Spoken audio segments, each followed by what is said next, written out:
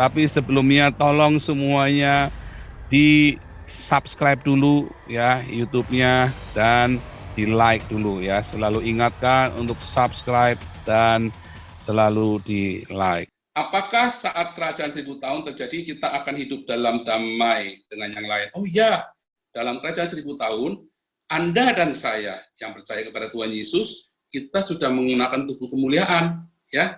Jadi kita sudah tidak punya tesukah, kita akan memerintah bersama Yesus. Nah, lalu orang-orang lain yang tidak dirubahkan, artinya mereka tidak percaya Yesus, tapi mereka masih hidup, selamat dari semua bencana-bencana yang kutuk Mesir yang Tuhan timpakan kepada bumi ini. Ya, kutuk Mesir itu nanti akan ditimpakan lagi ya, nanti sebelum kerajaan 1000 tahun itu, selama 7 tahun Tuhan akan hajar bumi dengan kutuk Mesir. Nah, kemudian di masa 1000 tahun ini kita diubahkan menjadi tubuh kemuliaan. Orang-orang yang mati juga dibangkitkan, dan 1000 tahun ini kita meminta, dan di situ ada damai, semua damai. Jangankan orang binatang aja nggak saling bunuh, mereka bisa rukun bersama main-main. Di lain pihak, apakah hal itu yang sedang terjadi kekuatan antikris? Enggak, sudah selesai. Antikris itu sudah dimusnahkan. Ya, iblis pun di dalam kerajaan 1000 tahun dimasukkan kembali ke Edis, ya. Ular tua itu yang paling sakti, yang paling hebatnya itu dimasukkan ke jurang maut lagi, dikunci selama 1000 tahun.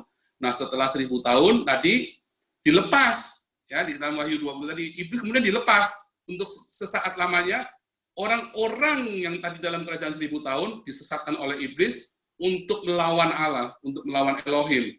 Dan tapi kita kan sudah nggak ada di bumi karena kita ada di Uranon, karena kita ini makhluk Elohim, kita ini sudah menjadi makhluk yang ilahi. Dan orang-orang yang di bumi ini masih makhluk yang jasmania, mereka melawan kepada kerajaan Elohim. Dan iblis, naga tua itu sama orang-orang ini, dia memberontak setelah 1000 tahun. Jadi antikris sudah nggak ada. Antikris itu sudah sebelum 1000 tahun. 7 tahun sebelum 1000 tahun, itulah masa antikris.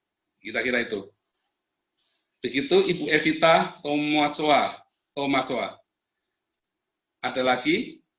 Iya Pak, ada lagi nih yang bertanya Pak di sini di wall di sini dikatakan, apakah di surga orang-orang bisa saling mengenal seperti sebelumnya waktu di dunia sekarang, dari Bapak Yopi atau YAS Surabaya? Apakah di surga mereka saling mengenal seperti sebelumnya di dunia sekarang? Itu saya nggak tahu, belum kepikir tuh. Nanti saya cek. Itu saya catat. Apakah saling mengenal? Karena kalau saya bilang saling mengenal, logikanya saling mengenal karena di dalam tubuh kemuliaan itu mereka semua itu sudah nggak dibatasi ruang dan waktu, dan mereka pasti saling mengenal. Tapi itu kan asumsi saya. Nah, sebagai apologet saya nggak boleh ngomong begitu. Tetapi kalau sebagai saya, pemikiran saya, logikanya ya pasti saling mengenal karena mereka ketika Yesus diajukan pertanyaan, ada perempuan menikah sama orang yang pertama, terus yang pertama ini mati, terus dia menikah sama yang kedua mati, terus ketiga, keempat sampai ketujuh, siapa yang jadi suami perempuan ini? Terus Yesus bilang nanti di surga itu nggak ada kawin mengawinkan, ya. Tapi bukan berarti mereka nggak saling kenal, hanya mereka nggak saling mengawin-ngawinkan, nggak ada tesuka lagi, nggak ada hawa nafsu, nggak ada seks. Surga yang penuh seks, yang penuh dengan tesuka. Saudara tahu tesuka itu diberikan ketika manusia masuk dunia yang terkutuk ini, keluar dari Eden pergi ke dunia yang terkutuk ini, baru ada hawa nafsu. Jadi kalau surga Anda penuh dengan seks, itu berarti surga yang terkutuk. Ya. Nah, sedangkan tadi yang balik lagi Yesus, apakah mereka kenal? Kalau menurut saya, mereka berdasarkan semuanya itu, ya mereka mengenal. Cuman saya tidak tahu, belum baca di Alkitab. Nanti saya akan cek apakah mereka saling kenal sesuai yang Alkitab tentu ya, jangan melogikannya. Tapi kita sesuai dengan Alkitab. Gitu ya. Iya Pak. Pertanyaan berikutnya dari Ibu Devi. Sebentar ya, saya tiba-tiba dapat ayatnya. Bahkan Abraham sama Lazarus saja kenal loh di paradiso. Ya, di paradiso Abraham aja kenal Lazarus. Lazarus itu keturunannya Abraham, dan Abraham duduk Lazarus di dalam dekapannya Abraham. Artinya Lazarus ini kan sebagai orang Yahudi, sebagai keturunan Abraham. Ya kenal Abraham. Jadi kenal, ya intinya kenal ya. Sudah saya jawab tuh, saya ingat ayatnya, yaitu Abraham dengan Lazarus. Abraham kenal bahwa Lazarus adalah anaknya, keturunannya. Jadi kenal, intinya kenal ya. Sudah ada ayatnya. Jadi kita nanti kan kenal keturunan kita, keluarga kita, semua sampai ke Adam kita kenal semua. Oke, lanjut. Jadi 1000 tahun sesudah rapture atau sebelumnya. Jadi begini, masa-masa ini kemudian nanti ada 7 tahun antikristus. Setelah 7 tahun antikristus, maka si the beast atau antikristus ini binatang yang seperti anak domba, punya tanduk 2, tapi berbicara seperti naga dengan tanda 666. Itu dibunuh dengan nafas Yesus, kemudian kita semua diangkat dalam tubuh kemuliaan, orang mati dibangkitkan, dan kita masuk dalam kerajaan 1000 tahun. Itu urutannya. Iya, ada pertanyaan dari sini dari Bapak Martin Luther. Pak, kapan masa 1000 tahun itu dimulai?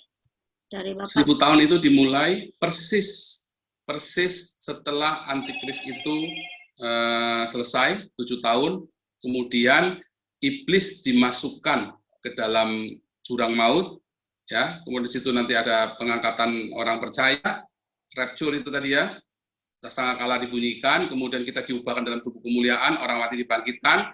Kan tadi ayatnya bilang dalam kesan 1000 tahun lagi itu orang-orang yang tidak menyembah kepada binatang dan patungnya itu dibangkitkan dan memerintah di dalam kerajaan 1000 tahun. Jadi 7 tahun itu antikris, kemudian masuk 1000 tahun, persis langsung. Jadi kalau misalnya antikrisnya besok, ya ini sekarang tahun 2020, antikrisnya tahun 2021, terus selesai tahun 2028, maka kerajaan 1000 tahun itu mulai dari tahun 2008 sampai tahun 3028, gitu ya. Jadi tinggal kapan mulainya antikris dan kapan mulainya trompet bunyi, nah itulah kerajaan 1000 tahun. Jadi sebentar lagi ya, kalau saya yakin sebentar lagi dalam generasi ini. Hampir semua rahasia firman Tuhan sudah disingkap. Oke, lanjut. Sorry. Ibu Clara bertanya, Ibu Clara, kapan antikris selesai? 7 tahun. Antikris akan berkuasa 7 tahun, ya. 3,5 tahun dan 3,5 tahun, 7 tahun. Jadi kalau mulainya tahun 2021, selesainya tahun 2028. Dari Ibu Clara, detail tahun dan tanda-tandanya, Pak. Itu panjang sekali ya. Itu ada dalam kelas antikristus nanti. Iya, betul. Saya ingat. Iya, panjang banget. Ya kan dulu kan 2 jam baru selesai. Iya, Pak. Itu aja pertanyaannya banyak. 2 tahun nggak bisa, 2 jam nggak bisa. Pokoknya nanti tanda-tandanya udah jelas ya. Tanda-tandanya antikristus itu, intinya gini ya, saudara nggak perlu takut dengan apapun selama saudara tidak disuruh menyangkal Yesus adalah Tuhan, dan saudara tidak disuruh menyembah yang lain selain Yesus. Ya, itu tandanya itu. Untuk sesuatu saudara harus bertukar, misalnya untuk pasang kode chip saudara harus menyangkal Yesus dan menyembah kepada ATM, itu mesin ATM itu gitu kan. Ya, saudara jangan, berarti itu bukan. Tapi kalau saudara dipasang chip ya RFID, tapi saudara tidak suruh menyangkal Yesus adalah Tuhan, Yesus adalah Tuhan ya, kurios kita, majikan kita. Tidak disuruh menyembah kepada orang yang ngasih itu chip itu atau kepada kroni-kroninya, ya sebenarnya itu nggak masalah. Jangan terlalu over reaktif, jangan terlalu takut ini takut itu. Saya dulu tahun 91 atau 92 ada seorang kasih seminar tanggal 28 September Tuhan Yesus akan datang. Saudara tahu saya stres sekali. Sejak ada pemberitaan tentang antikristus dengan segala macam pengajarannya, saya tidak berani sentuh yang namanya komputer. Saya bintang kelas ya, saya selalu dapat ranking terus. Habis saya dapat pengajaran tentang antikristus itu, saya stres, saya nggak belajar, saya cuma mikir Yesus datang kedua kali. Saya pun tidak berani sentuh yang namanya komputer. Mengapa? Karena komputer kalau dihitung COMPUTER jumlahnya 666. Dan saya nggak berani sentuh karena itu adalah antikris. Akhirnya apa? Akhirnya ketika teman saya Paulus Awen jago sekali main komputer, dia ngomong apa, saya pikir dia udah kayak setengah dewa. Wah, dia ngerti banget segala macam. Saya ngetik aja saya nggak bisa. Karena saya nggak berani pegang, saya takut. Jadi saudara jangan ketakutan seperti itu. Pemberitaan firman Tuhan memberikan damai sejahtera. Dan saudara nggak perlu takut, dan saudara tahu patokannya. Makanya kita harus cerdik seperti ular. Cerdik seperti ular itu artinya, kita harus tahu firman Tuhan seperti ular. Kita harus tahu firman Tuhan seperti ular, tapi kita jangan mencari pembenaran. Ya, karena ular kan mencari pembenaran. Kita harus tulus seperti merpati. Merpati juga tahu firman Tuhan. Ya, Roh Kudus yang mengajar kita. Tetapi merpati selalu mencari kebenaran. Ya, jadi kita harus tahu firman Tuhan dengan pasti. Makanya ikutlah kelas evangelis dan apologetik. Haleluya. Dan saudara belajar firman Tuhan sehingga saudara nggak diombang-ambingkan, saudara nggak diweden-wedenin, nggak ditakut-takutin sama pendeta-pendeta. Jangan takut dengan semua itu. Kalau saudara tahu firman Tuhan, selama saudara tidak menyembah yang lain selain Tuhan Yesus, sementara tidak menyangkal Yesus Kristus, maka saudara tidak perlu takut. Intinya itu. Iya, Pak. Ini Pak ada pertanyaan lagi dari Ibu Evita di Belanda di WhatsApp. Habis itu boleh Ibu Eta bertanya lagi, dia mau tanya. Iya. Pada masa antikris tiba 3,5 tahun awal dan 3,5 tahun kedua, bagaimana dengan orang percaya yang tidak diangkat? Apakah suasananya seperti film-film yang beredar dari Ibu Evita Belanda? Iya, itu pelajaran 2 jam tuh ya. Intinya begini, saya salah satu yang mengajarkan bahwa kita akan masuk di dalam masa antikris dan kita baru nanti ada rapture setelah 7 tahun itu, setelah 3,5 tahun dan 3,5 tahun.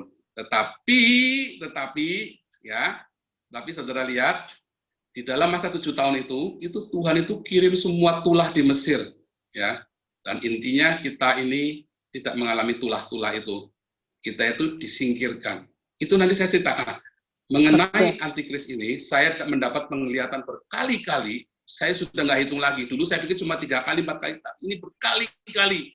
Saya mendapat penglihatan itu, ya, dari mulai saya terbang, dari saya mulai melihat tempat, lokasi, orang diamankan semua, dan itu terjadinya berkali-kali, dan saking berkali-kalinya, saya pernah bingung mana yang itu adalah peringatan untuk saya, mana yang itu adalah tentang antikris, tapi akhirnya setelah saya mengalami perjumpaan dengan Tuhan Yesus itu, ya, saya kemudian terbuka, saya bisa membedakan mana yang itu adalah adalah jalan hidup saya, mana yang itu adalah antikris.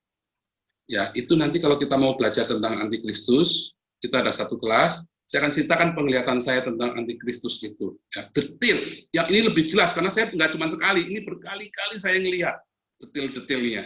Dan itu persis seperti yang terus dalam Alkitab, ya.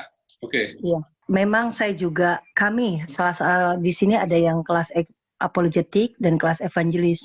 Kami setahun 2 tahun itu belajarnya seperti pertanyaan-pertanyaan ini, saya menambahkan saja, umpama rapture bisa 3 hari, 4 hari. Jadi bahasnya itu harus dari awal nanti dengar. Nah sekarang pertanyaan untuk Ibu Eta dipending dulu ya, karena ada yang baru-baru. Jadi kita yang pertama kali, jadi yang sudah bertanya moderator yang menentukan. Terima kasih untuk pengertiannya. Dari Bapak Pendeta Thomas Kustomo, tubuh kemuliaan adalah seperti tubuh Tuhan Yesus yang bangkit, seperti tubuh Adam dan Hawa sebelum jatuh dalam dosa, saling mengenal namun dalam pikiran yang kudus. Oh, ini menambahkan ya, atau pertanyaan ini Pak, ada tanda tanya ini. Itu saya. Tapi itu saya setuju itu. Ya, itu ya? Saya setuju itu. Oke. Ya. Oke, ini ada pertanyaan dari Ibu Clara, sudah pernah. Saya baca yang belum dulu ya. Bapak Lefran, apakah kita orang percaya atau anak Tuhan akan masuk ke masa antikris? Terima kasih.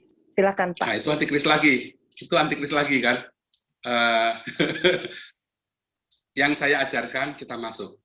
Yang saya mendapat mimpi dan penglihatan itu kita masuk. Dan nanti penjelasannya Alkitabiahnya, saudara jangan tuh stres ya. Jangan takut ya. Jangan pernah takut dengan itu apapun. Jangan pernah takut dengan apapun. Intinya saya nggak meden-medeni dengan antikris. Saudara jangan takut, pokoknya selama saudara cinta Tuhan, harga mati, jaga kekudusan, saudara nggak perlu takut dengan antikris segala macam. Kalau kita harus melewati masa-masa itu, semua akan Tuhan buat dengan luar biasa. Jadi apakah kita masuk? Ya, kita masuk. Kalau menurut apa yang saya pelajari di Alkitab, secara apologetik ya, bukan, saya Saya sudah bertahun-tahun, sejak 2013 saya lepas dari dogma ya. Saya sudah lepas dari semua dogma. Jadi kalau Bapak ini penganut Tribulani, saya lepas dari semua itu, saya udah nggak mau baca lagi. Karena nanti akan membingungkan apa yang Tuhan wahyukan kepada saya dari Alkitab. 1 Korintus 4 ayat 6, jangan melampaui apa yang tertulis. Ya, itu akan mengelabui saya, akan membuat saya terkecoh. Saya pernah terkecoh juga ya, pemahaman-pemahaman itu, dan pernah saya ralat juga di dalam kelas apologetik pertama kali dulu ya. Itu pun langsung saya ralat gitu. Jadi kemudian saya mulai berhenti ya.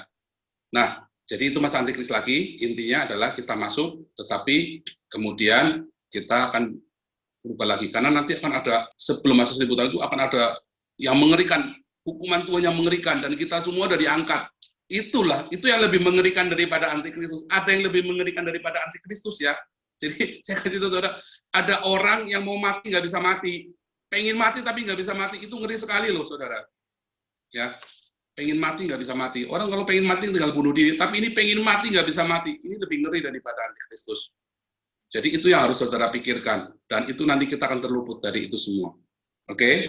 Oke, Pak. 1 Petrus yang menyatakan hari Tuhan akan datang seperti pencuri sering dikutip untuk mendefinisikan rapture. Padahal hari Tuhan itu nanti setelah 1000 tahun pada waktu langit dan bumi digulung. Rapture tidak bisa diprediksikan kapan. Tapi hari Tuhan bisa. Setelah 7 tahun, lalu 1000 tahun, lalu hari Tuhan. Ini mereka sama-sama satu perguruan. Saya kenal Pak Awen juga. Silakan Pak. Ya, benar. Ya, jadi hari Tuhan itu bukan rapture. Hari Tuhan itu dalam 2 Petrus 3 ayat 10. Ya, hari itu langit akan lenyap dengan gemuruh yang dahsyat, dan unsur-unsur dunia akan hangus dalam nyala api, dan bumi dan segala yang ada di atas akan hilang. Itu hari Tuhan. Jadi jangan menyampur adukan hari Tuhan dengan itu tadi ya. Dan itu semua itu pada saat itu memang orang-orang di dunia itu masih ada, masih hidup ya, orang-orang itu, dan itu semua mereka kaget ketika hari Tuhan itu datang. Ya, itu benar ya, seperti itu. Paulus Awen ini adalah salah satu pendoa syafaat yang dulu berdoa sama saya waktu kami masih SMA, yang saya cerita tadi ya. Yang pertama kali saya ceritain tentang saya melihat definisinya surga Yerusalem baru. Ya. Itu sekarang Ibu Eta, silakan. Saya persilakan. Dibuka mute-nya. Thank you, sis. Jadi lupa saya pertanyaannya tadi. Saya pikir saya harus bertanya. Iya. Ya tadi saya udah mau dulu, tapi ya itu Pak. Saya mau bertanya. Masih tentang masalah ini ya Pak, kayak pengangkatan seperti itu. Jadi kan kayaknya ada masa yang seperti yang tadi dijelaskan, tribulasi ya, tribulasi masa 7 tahun itu gitu kan, yang kita berarti kalau secara kita gamblang mengartikan, karena kalau baca kadang-kadang bukan kadang-kadang sih, Alkitab itu kan menuliskan masa pengertian-pengertian arti-arti waktu itu kan tidak secara harafiah kali ya. Maksudnya tidak kayak 1000 tahun, bukan berarti masuk 1000 tahun itu masa yang panjang gitu kan, tidak maksudnya 1000 tahun gitu, tapi adalah masa yang panjang gitu ya. Sama halnya kayak masa tribulasi 7,5 tahun. Kalau kita menghitung dari mana kita mengetahui akan adanya masa antikris itu gitu. Kalau dari masa antikris kita tahu misalnya ini, misalnya Oktober ini antikris gitu ya. Berarti kita bisa menghitung dong Pak. Jadi dari 7,5 tahun ke 3,5 berikutnya gitu kan. Gampang menghitungnya. Kalau secara begitu kita menghitungnya gitu ya. Kalau menurut saya maksudnya ya itu menurut pengertian saya sih gitu ya. Makanya saya bilang saya bingung ya, saya bingung juga ini kalau masalah kayak rapture itu kan berarti itu sekali terjadi ya Pak ya, pengangkatan itu kan sekali ya Pak terjadi itu, dan nanti orang-orang yang mati yang seperti Bapak katakan tadi akan dibangkitkan, diubahkan dengan tubuh kemuliaan, dan mereka akan secara roh mereka akan tinggal di Hades gitu ya, maksudnya Hades itu kan yang Bapak bilang tadi ada Hades nyaman, ada Hades tidak nyaman ya Kak. Ya Pak, yang saya tangkap saya yang Bapak bilang ya tadi. Tapi setelah itu saya jadi bingungnya kok jadi kalau hitung-hitungan kayak rapture nanti ada masa 1000 tahun, padahal di Alkitab dibilang pada saat rapture itu kan di mana saat semua mata memandang ya Pak. Jadi Tuhan Yesus itu kan turun sambil pengangkatan gitu ya. Pengangkat itu pada saat Tuhan Yesus datang kan menjemput kita gitu di awan, menyongsong kita gitu. Berarti kalau ada lagi masa 1000 tahun, terus nanti Tuhan Yesus turun lagi, berarti ada 2 kali dong Tuhan Yesus datang turun ke dunia gitu. Padahal kalau yang sepengetahuan saya konteksnya ada hanya masa rapture, Tuhan Yesus datang, terus nanti masa penghakiman. Apa saya salah apa tidak, Pak? Mohon pencerahan. Saya nangkep ada 2 pertanyaan. Ya, satu saya mau cerita tentang kronologis, dan nanti di dalam baik lagi ini ada di pelajaran kelas apologetik yang saya ajarkan cara membaca kitab Wahyu. Ya, banyak orang membaca kitab Wahyu terjebak, dia selalu bilang ini kan simbolis, ini kan simbolis. Sementara kita harus tahu ketika Alkitab berkata mana yang simbolis, mana yang tidak. Dan hampir semua yang kita pelajari itu bukan simbolik, tetapi makna hurufiah. Hanya beberapa yang simbolis ketika si Yohanes bilang, ini melambangkan ini artinya ini, ya, kepala artinya adalah ini, ya. Nah, itu melambangkan. Itu jelas. Tetapi kalau tidak dibilang melambangkan atau simbolik, maka itu adalah makna hurufiah. Jadi membaca perjanjian lama dengan perjanjian baru, perjanjian lama, kita semua itu bisa hitung secara simbolis, metafora, figuratif, perumpamaan. Jadi kita harus tarik dalam dunia nyata ini. Mengapa? Karena perjanjian lama adalah sebuah hukum jasmaniah, perjanjian baru adalah sebuah hukum rohaniah. Justru ketika kita membaca hukum rohaniah, kita membacanya secara letterless hari ini. Jangan malah perjanjian barunya dibikin metafora, perjanjian lamanya dibuat hurufiah. Contohnya, akibat membaca perjanjian lama hurufiah, terjadilah perang salib, yang melegalkan pembunuhan atas nama Yesus Kristus. Perang salib itu adalah kesesatan gereja yang amat sangat sesat, ya, perang salib itu. Kemudian perjanjian baru harus kita maknai secara hurufiah, kecuali si penulisnya atau orang yang berkata bilang, ini adalah simbol dari ini. Yesus berkata, kepada kamu yang 12 murid ini, aku mengatakan apa adanya. Tetapi kepada khalayak yang ramai, selalu menggunakan perumpamaan. Jadi harus bedain. Nah, Rasul Yohanes di Wahyu, itu menggunakan makna hurufiah, kecuali Yohanes bilang, ini artinya adalah ini adalah simbol ini. Pohon zaitun, ya, adalah, nah, itu misalnya seperti itu. Nah, saudara harus mengerti, memahami makna itu. Dan Alkitab akan menjelaskan apakah pohon zaitun itu. Ada lagi ditulis kan dalam Zakaria, pohon zaitun adalah. Nah, itu saudara harus mengerti itu. Itu panjang jawabannya. Jadi angka 42 bulan lamanya dan 1460 hari itu adalah makna hurufiah. 42 bulan dan 1460 hari. Dan itu kita juga harus membaca itu nanti di dalam pelajaran tentang Antikristus. Kedua, Hades itu, ya, Hades itu untuk dunia orang mati, dan orang yang percaya Yesus namanya paradiso, ya. Paradiso itu berasal dari kata taman. Berarti artinya juga Eden, karena Eden juga artinya taman, ya. Itu paradiso. Artinya itu kita dilihat di Eden. Di Eden itu manusia-manusia ilahi, rohania ada di situ. Ya, kita ada di situ. Terus kemudian tadi apa yang selanjutnya, ya, saya sampai blank tadi. Yang Kak Eta tadi itu Pak, itu seperti bagaimana kita mengetahui kalau masa antikris itu sudah, kalau maksudnya kita jadi gampang mengetahui kalau kita tahu startingnya itu antikris itu kapan, kan udah gampang gitu menghitungnya kesananya sampai datang gitu. Maksud saya, tapi Yesus bilang, silakan. Yesus bilang pembinasa kecil akan menyatakan dirinya. Jangan ngomong, jangan buka. Jadi mohon maaf, saya tidak percaya teori konspirasi. Karena teori konspirasi kan kita menduga-duga. Sementara pendurhaka kecil ini itu jelas-jelas menyatakan dirinya. Kapan menyatakan dirinya? Ketika tudung yang menutupnya itu diangkat. Itu ada di mana, ya? 2 Tesalonika 6. Ya, 2 Tesalonika 6 kalau nggak salah. Pendurhaka itu akan menyatakan dirinya. Antikristus sudah ada sekarang. Dari zaman Paulus sudah ada. Tapi dia akan menyatakan dirinya, saya antikristus. Itu ketika tudung yang menyatakan dirinya itu diangkat. Tudung yang menyatakan dirinya itu Iya. 2 Tesalonika 2 ayat 8.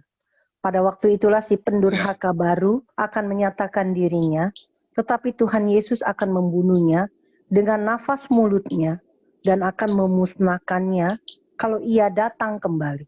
Ya, itu sebenarnya mulai dari ayat 6 ya, 2 Tesalonika 2 ayat 6 sampai 8. Nah, apa tudung yang menghalangi antikristus itu menyatakan dirinya? Nah, itu nanti kita akan belajar lagi. Karena kita ingat Kejadian 6, ketika Roh Kudus itu diambil dari bumi, air bah datang ya, kebinasaan di dunia. Nah, itu nanti antikristus itu datang, maka tudung itu diambil supaya bumi itu bisa dihukum, manusia itu bisa dihukum. Nggak ada tudung lagi di situ. Makanya di situ dalam masa antikris, semua kutub Mesir itu datang semua ke bumi, dan jahat sekali kutub itu, ya. Namun kita tidak mengalami kutub-kutub itu. Tapi kita masuk dalam masa antikris, itu ya. Dan itu nanti akan diambil tudung itu, dan ketika tudung itu diambil, maka antikris akan datang. Ada pertanyaan lagi nih Pak, dari Ibu Devi di Portugal. Sudah ya Ibu Eta, sudah dapat semua pertanyaannya, terima kasih jawabannya. Ini Ibu Devi bertanya, para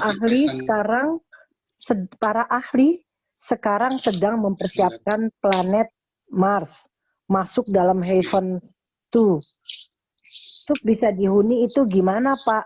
Dari Ibu Devi. Untuk bisa dihuni itu gimana Pak? Para ahli sekarang sedang mempersiapkan planet Mars masuk dalam Heaven 2. Itu bisa dihuni, itu gimana Pak?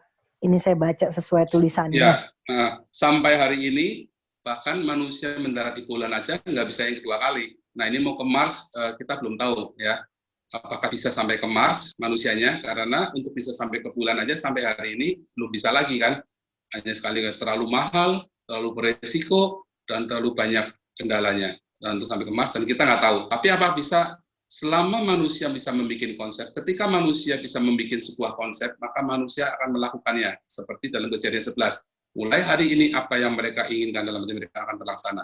Ya, mereka bisa melakukan apa yang mereka inginkan. Manusia bisa. Jadi mungkin nggak mungkin aja, tetapi kan semua langit dan bumi itu kan digulung sama Tuhan. Ya, semoga cukup jelas. Jadi bisa nggak bisa aja, kita nggak ngerti. Cuman balik lagi, saya masih berkata, ke bulan, untuk ke bulan kedua kalinya aja orang masih belum bisa ke bulan 2 kali sampai hari ini, gitu ya. Apalagi ke Mars. Oh ini Kak Vanessa, sebentar, ini ada SMS dari Pak Edi masuk ya. Silakan Pak.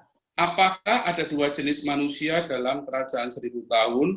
Orang dalam tubuh baru dan orang dengan tubuh lama yang belum mati dan belum ya, benar sekali Pak Edi. Jadi di dalam kerajaan 1000 tahun tadi saya katakan, waktu masa antikris selesai, maka kita itu kan nanti bumi akan mengalami musibah yang amat sangat dahsyat. Maka kita yang percaya kepada Yesus yang masih hidup dirubahkan dalam tubuh kemuliaan, orang yang mati dibangkitkan. Terus kita masuk memerintah dalam kerajaan 1000 tahun. Tapi orang-orang yang lain bagaimana yang tersisa dari bencana-bencana itu? Mereka hidup masuk dalam kerajaan 1000 tahun dengan tubuh manusiawi, dengan tubuh jasmania, dengan tes suka hawa nafsu. Ya, ciri khasnya itu adalah tes suka hawa nafsu. Ya,